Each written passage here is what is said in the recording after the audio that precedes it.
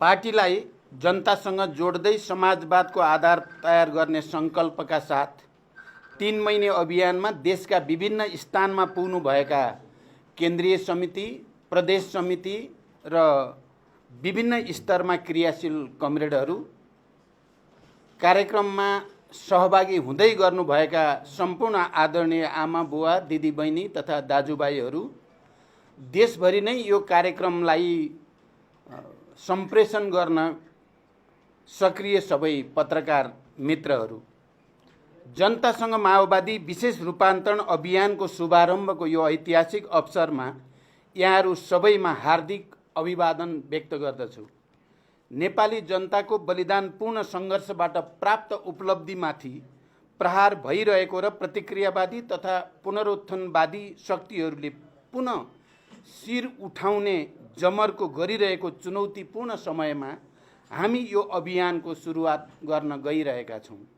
गत महिना सम्पन्न हाम्रो पार्टीको केन्द्रीय समितिको चौथो पूर्ण बैठकले देशको राष्ट्रिय एकता र स्वाधीनतालाई सुदृढ गर्ने, आत्मनिर्भर अर्थतन्त्रको विकास गर्ने, सामाजिक न्याय र सुशासनको कार्यक्रमलाई अझ प्रभावकारी बनाउने, जनताको विकासको आकाङ्क्षालाई ठोस रूपमा सम्बोधन गर्न, सङ्गठन निर्माण र जनपरिचालनका कार्यक्रमहरू बनाई अभियानका रूपमा सञ्चालन गर्ने निर्णय गरेको थियो। पार्टीको सोही निर्णयलाई प्रभावकारी ढङ्गले कार्यान्वयन गर्न आज भदौ 16 गते देशका 6743 ओडाहरूबाट एकैसाथ अभियानको उद्घाटन भइरहेको छ। सर्वप्रथम म यो अभियान सफलताको शुभकामना दिँदै अभियानले पार्टीभित्र नयाँ ऊर्जा सिर्जना गर्ने र जनतासँगको सम्बन्धलाई अझ बलियोसँग स्थापित गर्ने विश्वास व्यक्त गर्दछु। आदरणीय जनसमुदाय, परिवर्तनको नेतृत्व गरेको हाम्रो पार्टी यति बेला इतिहासकै चुनौतीपूर्ण अवसरका बीचमा खडा छ। इतिहासले हामीमाथि ठुलो जिम्मेवारी सुम्पेको छ। हाम्रो पार्टीको नेतृत्वमा भएको जनयुद्ध र 12 बुँदे समझदारीका आधारमा भएको जनआन्दोलनका बलमा स्थापित सङ्घीय लोकतान्त्रिक गणतन्त्रलाई संस्थागत गर्दै समाजवादको आधार तयार पार्ने जिम्मेवारी इतिहासले हामीलाई सुम्पेको छ। परिवर्तनको रक्षा गर्दै संविधानमा उल्लेखित समाजवाद निर्माणको आधार खडा गर्ने, सुशासन, सामाजिक न्याय र समृद्धिको राष्ट्रिय अभिभारा पुरा गर्ने जिम्मेवारी पनि हाम्रो काँधमा छ। हो, इतिहासको यही अत्यन्त गम्भीर, सङ्क्रमणकालीन र संवेदनशील जिम्मेवारी पुरा गर्ने मोडमा हामी खडा छौँ। जनतासँग माओवादी विशेष रूपान्तरण अभियानको उद्घाटन गरिरहँदा मैले के देखेको छु भने, सिङ्गो पार्टी एक ढिक्का भएर अगाडि बढ्ने हो भने हाम्रा अगाडि खडा भएका सबै चुनौतीहरूको सामना गर्न सकिन्छ र पार्टीलाई देशकै बलियो र भरोसा योग्य पार्टीका रूपमा रूपान्तरण गर्न सकिन्छ। समाजवादको आधार तयार पार्ने नयाँ चरणको आन्दोलनको नेतृत्व लिन पार्टीलाई सक्षम बनाउने अठोटका साथ यो अभियानले सफलता प्राप्त गर्ने मैले विश्वास लिएको छु। आज हामी देशका सबै ओडामा अभियानको नेतृत्व गर्दै भेला भएका छौँ। आजको दिन पार्टीको जीवनका लागि, देशको पनि उज्जवल भविष्यका लागि जनताका सपना पुरा गर्ने ऐतिहासिक दिन बनाउनु छ। आजको दिनलाई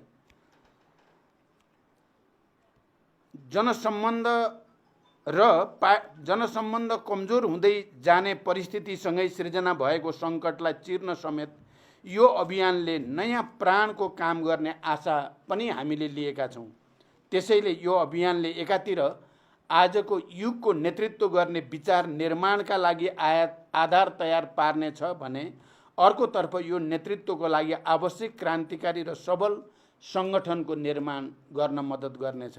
यसका साथै यो अभियानले जनतामाझ पुगेर आजको युग सापेक्ष अग्रगामी सभ्य राजनीतिक संस्कार र चिन्तनको समेत विकास गर्न मद्दत पुग्नेछ। अहिले मेरो नेतृत्वमा रहेको सरकारले सामाजिक न्यायको प्रत्याभूति, सुशासन, सार्वजनिक सेवा प्रवाहमा जनताको सहज पहुँच र विकासलाई मुख्य प्राथमिकता दिँदै काम गरिरहेको छ। सरकारले इतिहासले नै सम्झिने गरी कैयौँ साहसिक र जनपक्षीय कामहरू अगाडि बढाइरहेको छ। एकपछि अर्को गर्दै सरकारबाट अघि सारिएका कामहरूले जनतामा राजनीति र व्यवस्थाप्रति नै विकास हुँदै गएको निराशा चिरेर आशा र भरोसाको वातावरण सृजना गरिरहेको छ। राजनीतिक र सामाजिक अराजकताको स्थानमा सकारात्मक भाष्यको निर्माण हुँदै सरकार र प्रणालीप्रतिको विश्वास क्रमशः बढ्दै गएको छ। तर हामीले आफैले गरेका राम्रा काम पनि जनतासम्म पुर्याउन सकेका छैनौँ। यो अभियानले सरकारका तर्फबाट भइरहेका जनपक्षीय कामहरूलाई समेत जनतामा सम्प्रेषण गर्दै सरकार र जनता बीचको एकतालाई अझ सुदृढ गर्नेछ। सरकारले गरेका नक्कली भुटानी शरणार्थी काण्डको छानबिन, ललिता निवास प्रकरणमा निर्भीकतापूर्वक गरिएको कारबाही, सुन काण्डको निष्पक्ष छानबिन जस्ता घटनाले राज्य शक्तिको दुरुपयोग मार्फत भएका अपराध कर्महरूको पर्दाफास गर्दै लगेको छ। मिटर ब्याज पीडितहरूको पक्षमा बनाइएका कानुन, नागरिकताविहीन नेपाली नागरिकका सन्तानहरूका लागि नागरिकता ऐन निर्माण, वैदेशिक रोजगारमा रहेका र अनौपचारिक एवं स्वरोजगार क्षेत्रमा कार्यरत लाखौं श्रमजीवीहरूका लागि गरिएको योगदानमा आधारित सामाजिक सुरक्षा, राहदानी, सवारी चालक अनुमति पत्र जस्ता दैनिक सेवा प्रवाह गर्ने कार्यालयहरूमा लाग्ने अव्यवस्थित लाइन हटाउने कदम, अस्पतालमा निःशुल्क शय्याको व्यवस्थादेखि स्वास्थ्य क्षेत्रमा सुधार र सामाजिक न्यायको क्षेत्रमा गरेको पहल कदमीले सर्वत्र पार्टीको र सरकारको प्रशंसा भइरहेको छ। जनयुद्धका शहीद घोषणालाई राजपत्रमा प्रकाशित गर्नु, बाँकी रहेकालाई शहीद घोषणा गर्न तयारी गर्नु, जनयुद्ध दिवसमा दिइएको सार्वजनिक विदा लगायतका निर्णयहरूले राजनीतिक आन्दोलन र परिवर्तनमा योगदान गर्नेहरूको सम्मान भएको छ। लघुवित्त पीडितहरूको आन्दोलनलाई सरकारले सम्बोधन गर्न पहल गरिरहेको, इतिहासमा पहिलो पटक पाठ्यपुस्तक समयमै विद्यालयहरूमा पठाइएको, किसानहरूलाई रासायनिक मल समयमा उपलब्ध गराइएको, विपन्न र असहायका निम्ति निःशुल्क स्वास्थ्य सेवा प्रभावकारी तुल्याइएको, आर्थिक सुधार लगायतका कामहरूले सरकारको सङ्कल्प र प्रतिबद्धता व्यवहारमा रूपान्तरण भइरहेको छ। वित्तीय तथा मौद्रिक नीतिको सन्तुलन मार्फत निजी क्षेत्रलाई समेत विश्वासमा लिई सरकारले चालेका सुधारात्मक कदमबाट अर्थतन्त्र बिस्तारै लयमा फर्किन सुरु गरेको छ। उत्पादन, उत्पादकत्व र रोजगारी वृद्धि गरी अर्थतन्त्रको पुनरुत्थान तथा उच्च र दिगो समावेशी आर्थिक वृद्धि हासिल गर्ने र समष्टिगत आर्थिक स्थायित्व कायम गरी लगानीको वातावरणमा सुधार गर्न सरकार क्रियाशील छ। नेपाल राष्ट्र ब्याङ्कले हालै प्रकाशन गरेको प्रतिवेदन अनुसार अर्थतन्त्रका सूचकाङ्कहरू सकारात्मक दिशातिर उन्मुख छन्। 2080 असार मसान्तसम्म शोधान्तर स्थिति 290 अरब 52 करोड रुपियाँले बचत रहेको छ। विदेशी विनिमय सञ्चितको गत वर्षको सोही अवधिको तुलनामा 26.6% वृद्धि भई 1539 अरब 36 करोड रुपियाँ पुगेको छ र यसले करिब 10 महिनाको वस्तु तथा सेवाको आयात धान्न पुग्ने अवस्था सृजना भएको छ। विप्रेषण आयमा रेमिटेन्समा 21.2% वृद्धि भई 1220 अरब 56 करोड पुगेको छ।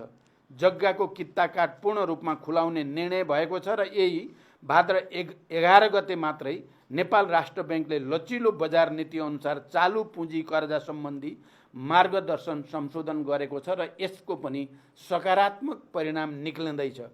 यसबाट उद्योग व्यवसाय क्षेत्रलाई प्रत्यक्ष लाभ हुनुको साथै आन्तरिक लगानी, उत्पादन वृद्धि र बजारमा आर्थिक गतिविधि बढ्नमा सहयोग पुग्ने विश्वास गरिएको छ। यसैगरी सरकारले चालेका जनमुखी कदमहरूले जनतामा परिवर्तनप्रति असन्तोष बढाएर सङ्घीय लोकतान्त्रिक गणतन्त्रलाई कमजोर पार्ने तथा प्रमुख राजनीतिक दल र नेताहरूलाई बदनाम गरी राष्ट्रलाई नै असफल बनाउने षड्यन्त्रहरूलाई गतिलो जवाफ दिएर जनतामा नयाँ आशा जगाउँदै लगेको छ। जनतामा अब केही हुन्छ भन्ने सकारात्मक सोचको विकास र नयाँ आशाको रक्त सञ्चार भइरहेको छ। यो आजको कामको परिणाम मात्र नभई नेपाली जनताको न्याय र मुक्तिको उद्देश्यमा आधारित महान जनयुद्ध र जनआन्दोलनको क्रममा खाएको मुक्ति या मृत्युको शपथ र नयाँ परिवेशमा हामीबाट गरिएको सङ्कल्पको निरन्तरता हो। दृढ इच्छा शक्तिका साथ अव्यत्य सङ्कल्प गरे के हुँदैन र भन्ने मान्यता आज व्यवहारमा पुष्टि हुँदै गएको छ। सुशासन, समृद्धि र सामाजिक न्यायको क्षेत्रमा वर्तमान सरकारले गरेका कामहरूले पार्टीको आन्तरिक जीवनमा देखिएका कतिपय आशंका र अविश्वासहरू पनि मेटिँदै एकतालाई सुदृढ गर्न सहयोग पुर्याएको छ। देशभरिका जनता र कमरेडहरूमा आशा र उत्साह बढ्दै गएको छ।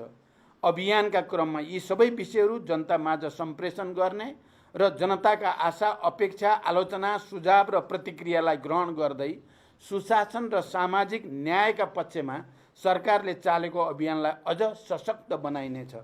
कमरेडहरू, यी उपलब्धिका बावजुद परिवर्तनलाई नरुचाउने, इतिहासको रथलाई उल्टो दिशामा लैजान खोज्ने र सरकारको लोकप्रियताबाट अतालिएका कतिपय तत्त्वहरूले सरकार विरुद्ध घेराबन्दी गर्ने, भ्रम छर्ने, यो वा त्यो रूपमा सरकारको कामको प्रशंसा वा चर्चाबाट जनताको ध्यान विमुख गर्ने कसरतहरू भइरहेका छन्।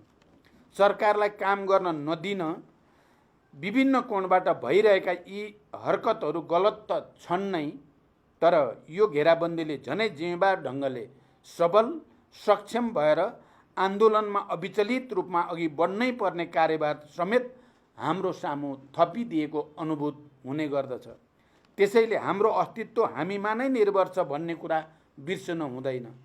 हामीले कस्तो विचार विकास गर्छौँ, हामीले कस्तो सङ्गठन निर्माण गर्छौँ, हामीले जनताका मुद्दाहरूलाई के कसरी र कुन स्तरमा उठाउँछौँ, हामीले आफ्ना कमजोरीप्रति कस्तो आत्मालोचना र आत्मसमीक्षा गर्छौँ, हामीले हाम्रा राम्रा कामहरूको प्रचार के कसरी गर्छौँ भन्ने जस्ता कुराले हाम्रो र सिङ्गो कम्युनिस्ट आन्दोलन एवं समाजवादी क्रान्तिको आधार तयार पार्ने आन्दोलनको भविष्य निर्भर रहन्छ।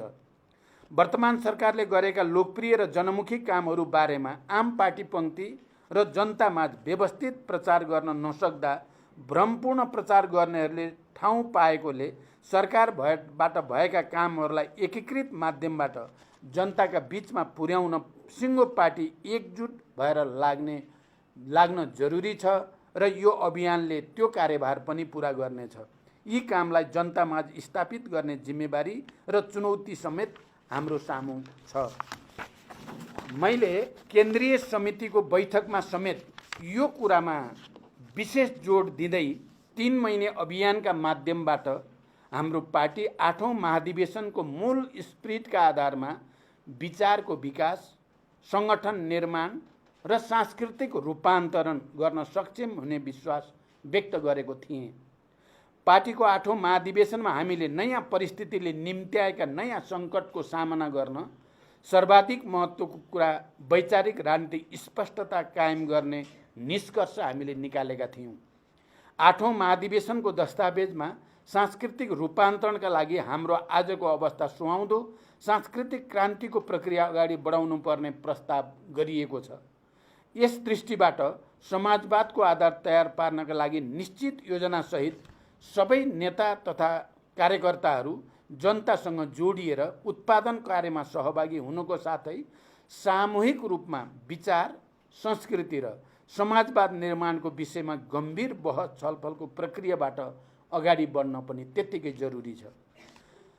अभियानका क्रममा हामीले सबै जनताका घरमा पुग्ने योजना निर्माण गरेका छौँ। यसको अर्थ हामी लाखौँ जनतासम्म पुग्नेछौँ, जनताका कुरा सुन्नेछौँ, जनताको सुझाव र आलोचना ग्रहण गर्नेछौँ।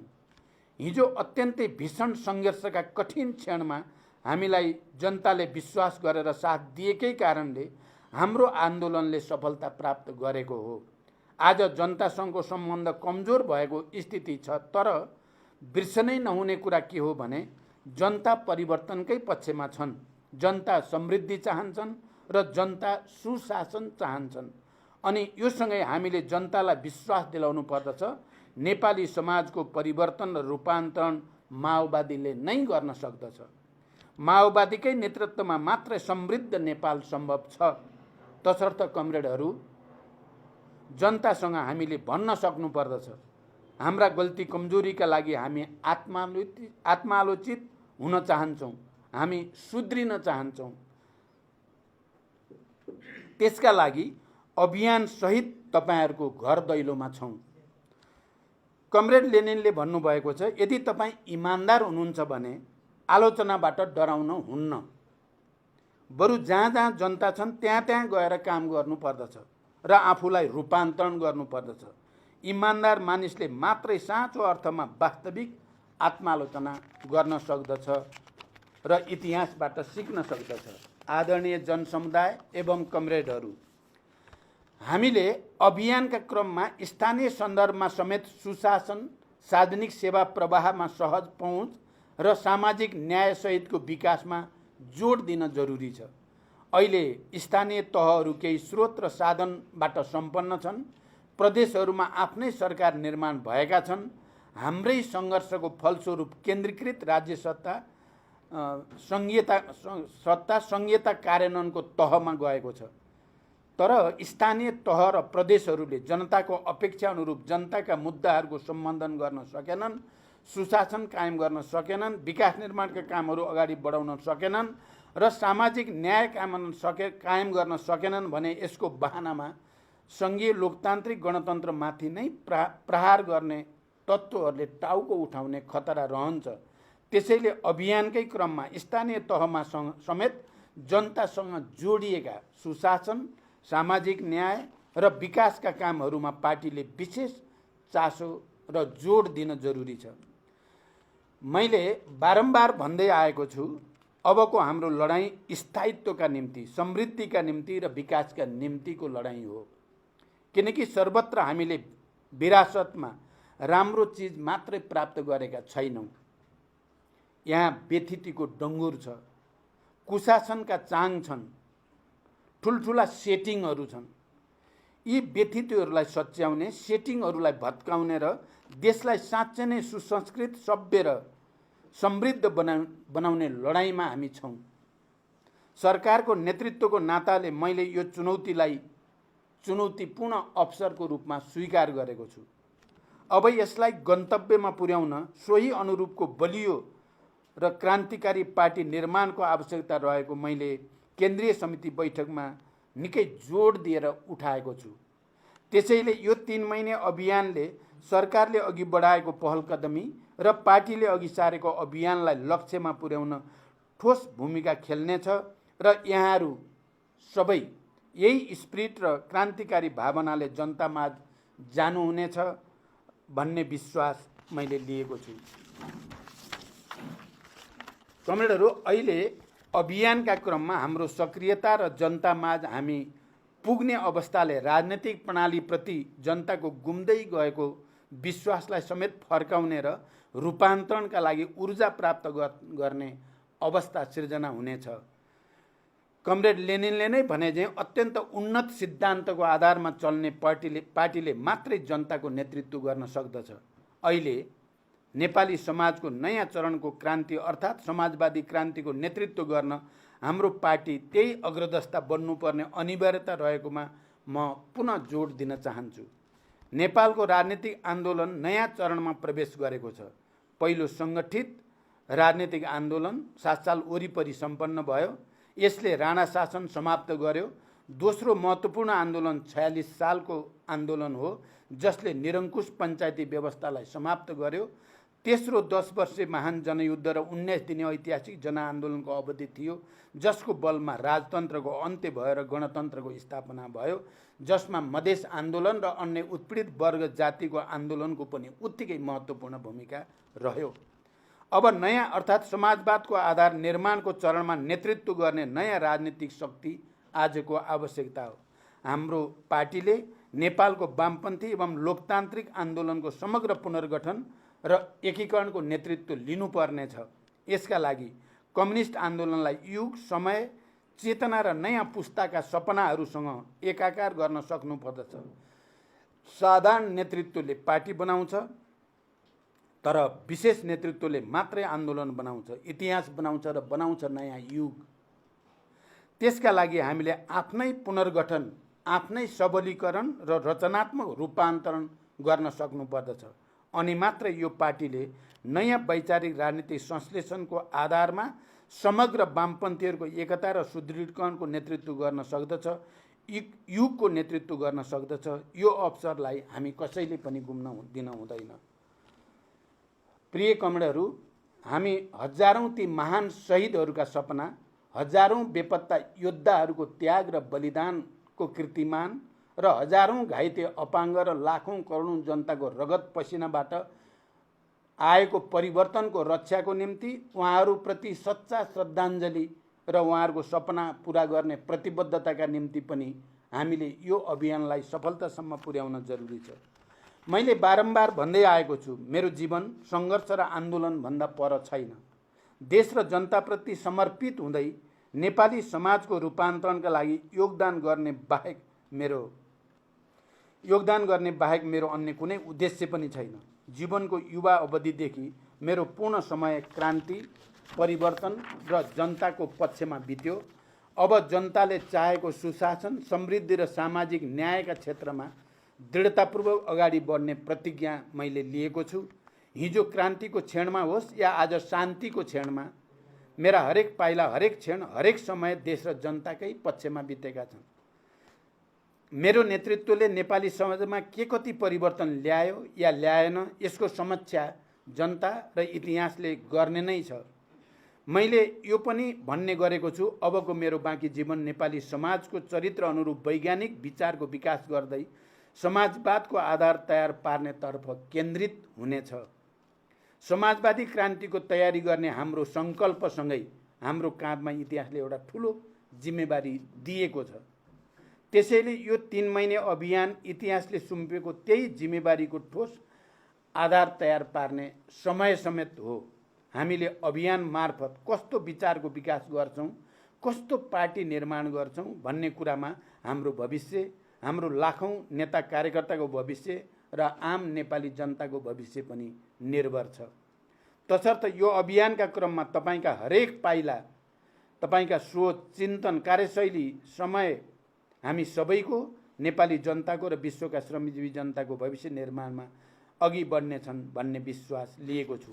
आदरणीय जनसमुदाय, पार्टी रूपान्तरणको यो विशेष अभियानमा हामी तपाईको घर दैलोमा आउँदैछौँ। मलाई राम्रोसँग बोध छ, माओवादी आन्दोलनसँग तपाईहरूको विशेष आत्मीयता छ, विशेष अपेक्षा पनि छ र केही असन्तुष्टि पनि छ। अहिले माओवादी केन्द्रकै नेतृत्वमा सरकार बनेपछि यहाँहरूमाझ अब केही हुन्छ कि? श्रमजीवी जनताले देखेको सपना पुरा हुन्छन् कि? शोषण र विभेद अन्त्य भई सामाजिक न्याय सहितको नयाँ समाज स्थापित हुन्छ कि भन्ने आशा पुनः पलाएको छ। सरकारले गरेका सुशासनमुखी कामबाट राजनीतिप्रति भरोसा जागेको छ। हामी वाचा गर्दछौँ, हाम्रा कदमहरू अग्रगमनबाट विचलित हुने छैनन्। जनताले देखेका सपना, जनताका अपेक्षा पूरा गर्ने दिशामा हाम्रो राजनीति र हाम्रो सङ्गठन निरन्तर गतिशील र क्रियाशील रहनेछ। कतिपय गल्ती कमजोरी रहे पनि इतिहासबाट पाठ सिक्दै यो अभियान मार्फत हामी जनताको बलियो, क्रान्तिकारी र भरोसायोग्य पार्टी बन्ने प्रक्रियामा छौँ। अभियानका क्रममा यहाँहरूको रचनात्मक र ऊर्जाशील सहभागिताका लागि पनि म हार्दिक अपिल गर्न चाहन्छु। अन्त्यमा सम्पूर्ण कमरेडहरू केन्द्रीय समितिको स्पिरिट र निर्णय अनुसार तोकिएको जिम्मेवारी र कार्यक्षेत्रमा खटौँ। पार्टी र जनता बीच नङ मासुको सम्बन्ध स्थापित गरौँ। घेराबन्दी र चुनौतीहरू छिचोल्दै सकारात्मक भाष्य र सुनौलो भविष्य निर्माणमा केन्द्रित हौँ। समाजवादको भविष्य उज्जवल छ, हाम्रो जित सुनिश्चित छ। धन्यवाद र क्रान्तिकारी अभिवादनसहित फेरि एकचोटि सबैलाई धन्यवाद भन्न चाहन्छु। धन्यवाद, अभिवादन।